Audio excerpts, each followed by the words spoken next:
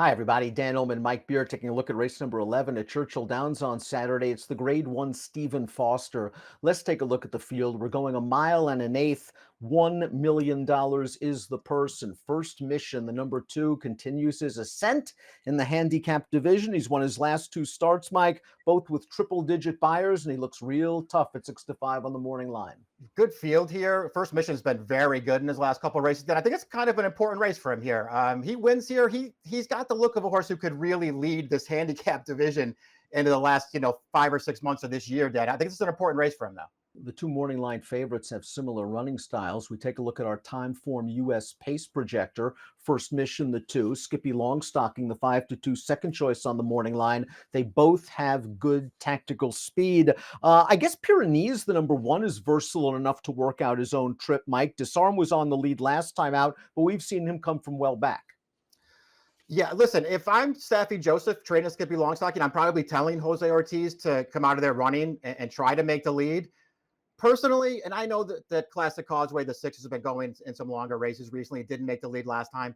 I think he's making the lead in this race. He's at his best when he gets on or near the lead. Pyrenees, the number 1, successfully scaled the Stakes Mountain last time out, making it 4 in a row, winning the Pimlico Special. Let's take a look at Pyrenees, and I thought he looked good in this race because it's not like there was a ton of pace, and the horse to beat, Kings Barnes, who's also in this field on Saturday, got the jump on Pyrenees, and to be honest, Pyrenees goes by him pretty handily. Yeah, Pyrenees, you're right. The pace wasn't fast in front of him. He got a good ride, but once he was swung clear at the top of the stretch, and you can see it right here in the replay, Dan, he just flat overpowers King Barnes in the last furlong of this race. This is a really good performance. Another really good performance for Pyrenees, who's come back from a long layoff, and he's just run really, really well, winning 4 races in a row so far this year, Dan. This is a tougher spot for him, obviously. This horse is good, and I think he's a serious contender in this race. Cherie DeVaux gets a ton of credit for the job she's done with Pyrenees, has taken her time with this horse, and it has paid dividends. First Mission is the number 2. Now, this horse was always had a little bit of a hype and buzz surrounding him. He would have been the favorite in the Preakness last year after winning the Lexington. Didn't work out. He got sick. He forced to miss the race. I like that Brad Cox has given him time. I like that he's builded his confidence up now with the graded stakes win at Oaklawn, the Ali Sheba last time out. And the Ali Sheba, he was just much the best. The Japanese horse went right to the lead, set a legitimate pace. Once First Mission got to the outside, he had no problems running him down. Yeah, agreed. Listen. I don't know if that horse that he ran down the Japanese was any good at all. But I really liked the race that First Mission ran that day because those races can be pretty hard to judge. That horse, that Japanese horse, though, he went fast on the front end and he just ran away and opened a huge lead.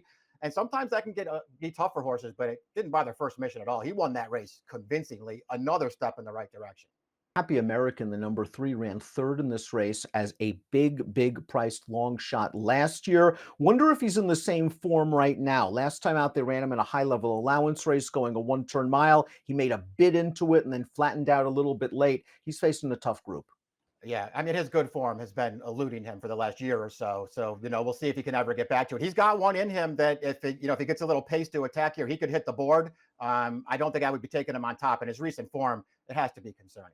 Disarm was 4th in last year's Kentucky Derby. You and I needed him in the Travers last year. He ran really well at a nice price. He just couldn't get to Champion Arcangelo. He went to the sidelines after that race with an injury, and he returned with bar shoes on at a very short price in an allowance race, and they just handed it to him.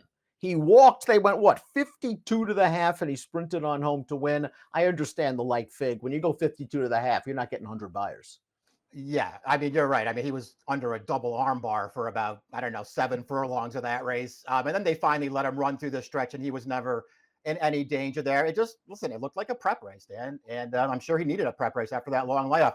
They're going to jump him right back up into a tougher race. He's good enough to go with these horses. I'm a huge fan of Disarm. I'm hoping he has a big second half of the year this year, Dan. But I don't know, man. I liked him a lot last year in several of those races, and I could never make any money on him. I don't know if I want to keep chasing him. Dreamlight gets blinkers once again for trainer Todd Pletcher. And we usually don't like it when Todd adds blinkers, but Dreamlight's only lifetime win came with blinkers in 2023. He also was pretty good when he was second in the Pennsylvania Derby to Saudi Crown, who was a pretty top horse at that point. A third start of the form cycle. I wonder if this guy's sort of rounding himself back into his best form. I think he might be. I actually feel like he's run okay in his first two starts this year too. He didn't win either of them. I don't think you'd go back and watch the replays, or at least I didn't, and feel like he had some kind of big excuse. But I thought he ran pretty well in both of those races. This is another one. This is a tough spot for him, but I I may not be this one, Dan. I think there's a race for this horse this year. He's going to win something good. He's going to get the right trip in one of these races, and he's going to win something good. Classic Causeway, the number 6, is a graded stakes winner on both dirt and turf, but he's seeking his first victory since the Belmont Derby on the grass in 2022, a race in which he went right to the front, got a breather, and sprinted on home. Now, his 3 starts have been kind of ranging from okay to blah on this form cycle on dirt. I think he has at his best when he goes to the front. The question is, at this point, is he a marathoner? Yeah, we'll see what he has left in the tank too, because they're all valid questions, Dan. I know his big win so far did come on the grass, but this horse is good on dirt, and I actually feel like he's better on dirt than he is on turf. I just don't know if he can run anymore. King's Barnes won the Louisiana Derby as a very lightly raced 3-year-old last year. He won his first 3 starts in 2023. When he won the Ben Ali at Keeneland 2 starts back, I thought it was more professional than anything else, but it looked like he found the right spot in the Pimlico Special, especially the way the pace set up for him. And we saw Pyrenees just run him down. Now, he's yet to run a fast race, and this is a tougher spot.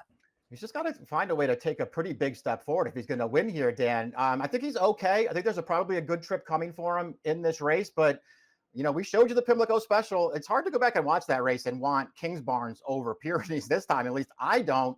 And Kings Barnes is still half the price of that horse on the morning line. It's kind of ridiculous. Steel Sunshine was no match for First Mission in the Alley Sheba, but he did catch a wet track and maybe he just didn't like it.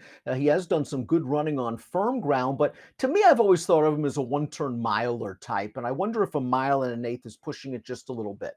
He's a closer. He's looking for some pace to run at and a clean trip into it, and his good race will get him a piece of this, Dan, but I'm with you. I feel like he's better going shorter. Skippy Longstocking has banked over $2.2 million in his career. And you can make the argument that this guy's in the best form of his career. He won a graded stake at Tampa Bay very easily. And then he took the grade 2 Oaklawn Handicap, this race that we're showing you right now. And he was really never threatened, beating a couple of next out winners. He got right up close to the pace. He made the lead as he pleased, and he keeps about his business. This is a 107 Beyer speed figure performance, a serious number. He's got a few serious numbers in his career, Den. He's obviously good.